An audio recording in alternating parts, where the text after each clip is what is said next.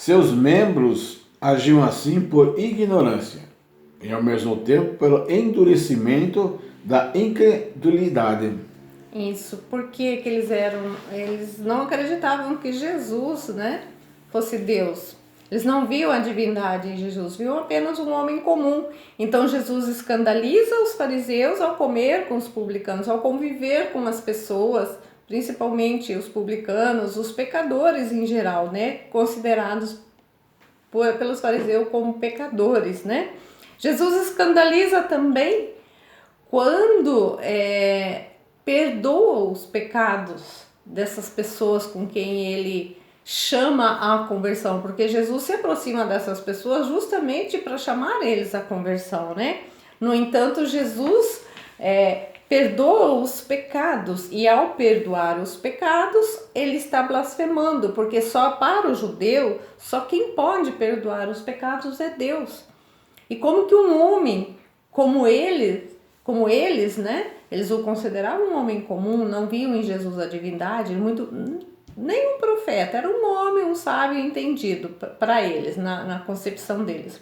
E como que Jesus, né, vai perdoar os pecados? Então, somente a identidade divina da pessoa de Jesus pode justificar uma exigência tão absoluta, né? Jesus diz, eu te perdoo. Então ele está se fazendo Deus, e isso é uma blasfêmia muito grande, né? Para eles é inadmissível isso, né? Então esses três motivos, né, foi que levaram Jesus à condenação, tá certo? E aí nós vamos entrar já na questão da paixão e morte de Jesus, né? Ali a partir do 595, Jesus morreu crucificado. Nós vamos ver como que ocorreu, como que foi esse processo da morte, paixão e morte de Jesus, né? O que a gente pode dizer já é que ali foram produzidas provas falsas, né? E ele foi levado ao Sinédrio, onde foram produzidas provas falsas para condenar Jesus, né? Através daqueles motivos que nós colocamos ali atrás, né? E ali Jesus fala um pouquinho antes ali, Jesus fala no endurecimento de coração, essa incredulidade que o Jean falava, né? O que ele quer dizer? Que eles não creram e não acreditaram, mesmo com a graça de Deus sendo oferecida, né? Eles não se abriram ao amor de Deus, e esse é o pecado contra o Espírito Santo, que Jesus fala que não tem perdão, né? Então essas pessoas que levaram Jesus à condenação, porque não creram em sua palavra, que ele era o Filho do Deus vivo, né, pecaram contra o Espírito Santo, e além disso produziram falsas provas, né? O Sinédrio, depois de declarar Jesus passível de morte, na qualidade de blasfemador, mas tendo perdido o direito de condená-lo à morte, o entrega aos romanos, acusando de revolta política. Isso. Isto colocará Jesus em igualdade com Barrabás, acusado do homicídio. Isso. Então veja, como eles não encontraram nada em Jesus, né? O Sinédrio não encontrou em Jesus algo que pudesse condená-lo à morte, entrega ele então, né, aos romanos, que acusando Jesus de revolta política, né, leva com esse motivo de ser um agitador político, o condena à morte, né? Então veja, são produzidas falsas provas, né? E os judeus não são, mas aí um alerta do catecismo para nós, né? Que os judeus não são coletivamente responsáveis pela morte de Jesus. Ou seja, nem todos os judeus são os responsáveis. Alguns foram os responsáveis, né? Porque Jesus tinha, vamos lembrar que Jesus tinha muitos seguidores judeus, né? Mateus era judeu. Mateus era judeu, embora cobrador de imposto, um pecador, mas era judeu também, né? Por isso, a Igreja declarou muito oportunamente no Concílio de Vaticano II: aquilo que se perpetrou em sua paixão não pode indistintamente ser imputado a todos os judeus que viviam então, nem aos de hoje. Os judeus não devem ser apresentados nem como condenados por Deus, nem como amaldiçoados, como se isso decorresse das Sagradas Escrituras. Isso. Então, Jesus foi condenado à morte, mas não por todos os judeus, por alguns judeus, né?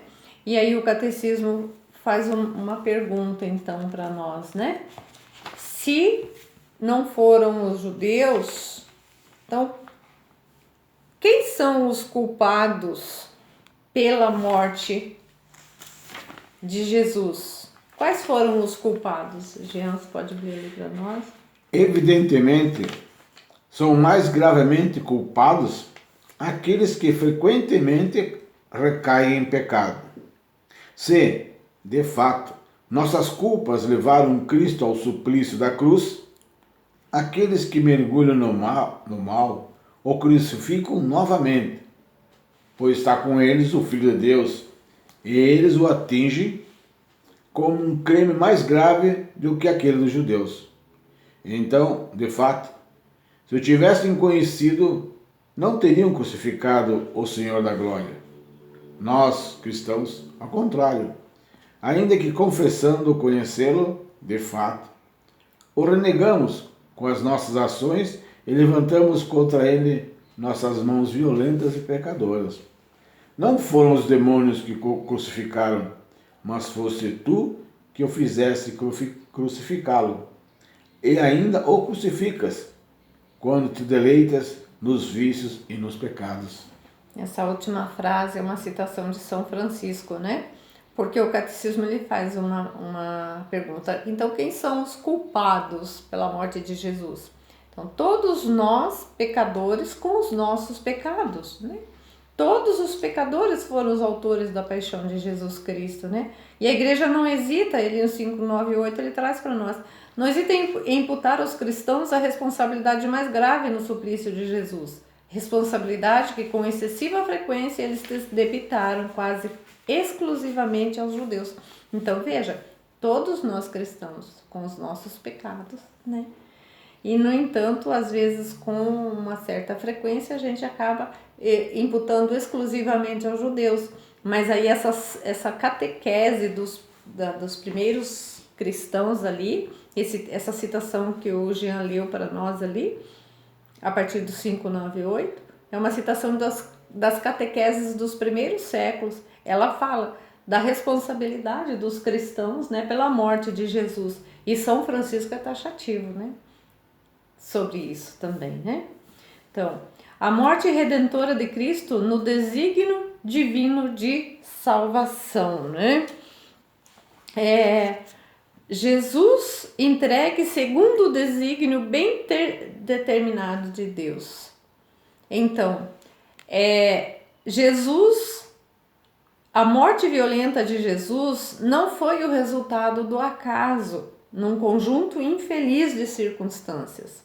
Ela faz parte do mistério do projeto de Deus, né? Então, estava no projeto de Deus o projeto de salvação.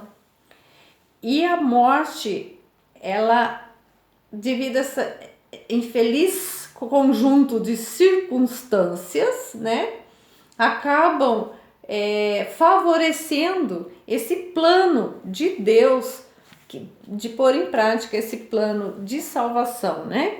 A morte de Jesus não é obra do acaso, de circunstância infeliz, né? Ela faz parte deste mistério. Qual mistério? Um projeto de salvação de Deus, né? E a gente vai tentar verificar, aprofundar um pouquinho mais como que isso se dá. Para Deus, todos os momentos do tempo estão presentes em sua atualidade. Ele estabelece, portanto, seu projeto eterno de predestinação, incluindo nele a resposta livre de cada homem à sua graça. Isso. Então, Deus aproveita dessas circunstâncias, né, os erros, os pecados de todos eles, daquelas pessoas que condenaram Jesus, para construir o seu projeto de salvação. E ele quis aproveitar o sofrimento do seu filho para dar sentido ao sofrimento humano de todos os homens, né? Ao pecar, o homem introduz no mundo o sofrimento e a morte. E a justiça de Deus exigia essa reparação. Deus age pela justiça, porque para que o mal fosse tirado do mundo, como um resgate impossível para o homem. Por isso o próprio Deus se faz homem para nos salvar a cada um de nós, e faz isso por amor, né? Então Deus permitiu os atos nascidos de sua cegueira, né, daquele grupo, a fim de realizar o seu projeto de salvação, né? E por que ele morreu? Morreu por nossos pecados, segundo as Escrituras, né? Este projeto divino de salvação, mediante a morte do servo justo, o justo dos justos, havia sido anunciado já nas Escrituras, né? Como um mistério de redenção universal, isto é, de resgate que liberta os homens da escravidão do pecado, né? A morte redentora de Jesus cumpre, em particular, a profecia do servo sofredor. Jesus mesmo apresentou o sentido de sua vida e de sua morte à luz do servo sofredor. Após sua ressurreição, ele deu esta interpretação das Escrituras aos discípulos de Emaús e também aos próprios apóstolos. Isso. Então, São Paulo faz essa citação, né? Aquele que não conhecer o pecado, Deus o fez pecado por causa de nós, né? Para que ele pudesse nos resgatar dos nossos pecados. Só ele poderia, o justo dos justos, poderia pagar esse preço, né? Os pecados dos homens, depois do pecado original, são sancionados pela morte. Ao enviar seu próprio filho na condição de escravo, condição de uma humanidade decaída e fadada à morte por causa do pecado. Aquele que não cometeu pecado, Deus o fez pecado por nós, para que nele nos tornemos justiça de Deus. Isso. Então, Jesus, ele não tinha pecado, né? Ele foi humano igual a nós em tudo, exceto no pecado, dizia São Paulo, né? Mas ele se fez pecado por causa de nós, ou seja, ele tomou sobre si as nossas dores, né? E no amor redentor que sempre uniu ao Pai, nos assumiu na perdição de nosso pecado em relação a Deus, a ponto de poder dizer na cruz: meu Deus, por que me abandonaste, né? E tendo-o tornado solidário de nós pecadores, Deus não poupou o seu próprio Filho, mas o entregou por todos os nós, né? Esse é um mistério, né? É um grande mistério de Deus, esse projeto de salvação, né? E Deus tem essa iniciativa de amor redentor universal. Ao entregar seu Filho por nossos pecados, Deus manifesta que seu desígnio sobre nós é um desígnio de amor benevolente, que antecede a qualquer mérito nosso. Nisto consiste o amor. Não fomos nós que amamos a Deus, mas foi Ele quem nos amou e enviou seu Filho como oferenda de expiação pelos nossos pecados. Isso. Então, este amor